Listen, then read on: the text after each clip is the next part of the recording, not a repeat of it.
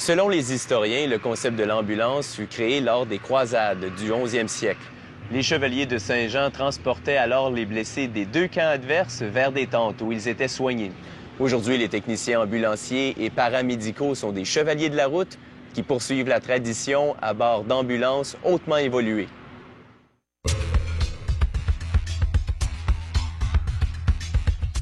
Il existe 3 types de véhicules qui sont généralement transformés en ambulances. Les mini-fourgonnettes, les camions dont la cabine du conducteur est fermée et les camions qui ont un passage entre la cabine et la caisse arrière, comme ce modèle. L'ajout le plus important est cette barre stabilisatrice qui diminue les secousses lorsque l'ambulance file à vive allure. Autrement, on ne fait que transformer un véhicule standard en lui ajoutant des besoins spécifiques aux ambulances. Les employés découpent d'abord un trou dans le toit, ce qui leur permet d'installer un toit surélevé aérodynamique. L'angle du nouveau toit diminue la résistance à l'air. Ainsi, l'ambulance roule plus efficacement avec une meilleure tenue de route et consomme moins de carburant.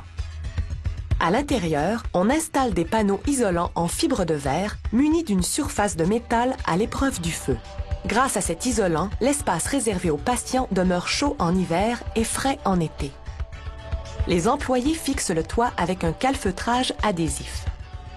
Le toit a un système de lumière intégré. Des feux en saillie détruiraient l'aérodynamisme. On s'assure qu'il est parfaitement centré.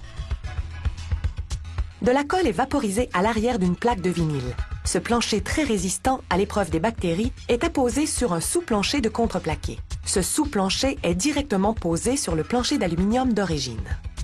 Maintenant, place au système électrique. On remplace la grille du camion par une grille d'ambulance qui intègre les lumières, la sirène et les puissants haut-parleurs. Ensuite, on les raccorde. Au sortir de la chaîne de montage, le camion est déjà équipé de certaines composantes qui sont conçues pour faciliter sa transformation. Par exemple, au lieu de 2 batteries standards, le camion possède 2 nouvelles paires de batteries. Une paire est utilisée pour le fonctionnement des accessoires du camion, alors que l'autre supporte l'équipement situé à l'arrière. La console avant est assemblée. C'est un tableau de boutons et d'interrupteurs qui contrôle tous les équipements non médicaux, tels les lumières d'urgence, la sirène et les phares.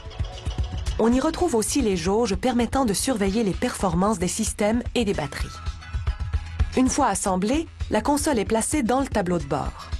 Les employés vérifient tous les mécanismes.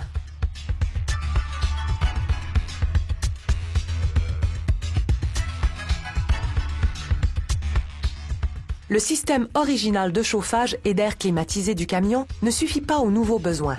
Donc, la compagnie ajoute un système supplémentaire dans chaque ambulance. La structure de l'armoire médicale est en aluminium, un métal léger qui ne soumet pas le véhicule à un poids excessif. Les étagères sont fabriquées en fibre de verre ou en plastique. L'armoire épouse le contour du véhicule pour maximiser l'espace de rangement.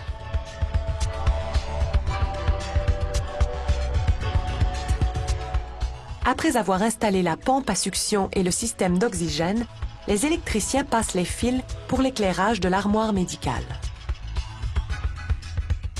Une fois le panneau principal en place, ils peuvent placer l'armoire et y brancher le système d'oxygène, la pompe à succion et les lumières.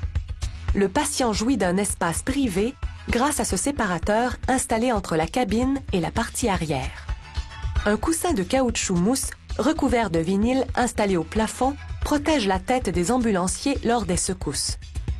Ce type d'ambulance est muni de gyrophares. Le couvercle rouge, appelé la lentille, est en plastique incassable. Il ne risque pas d'éclater sous la pression d'air élevée quand l'ambulance roule à toute vitesse. L'espace médical est équipé d'une chaise pivotante près de la tête du patient. La pompe à succion est à portée de la chaise pivotante. On vérifie tout méticuleusement.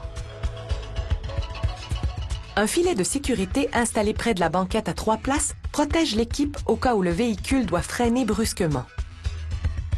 Ce mécanisme garde la civière bien en place lorsque l'ambulance est en mouvement.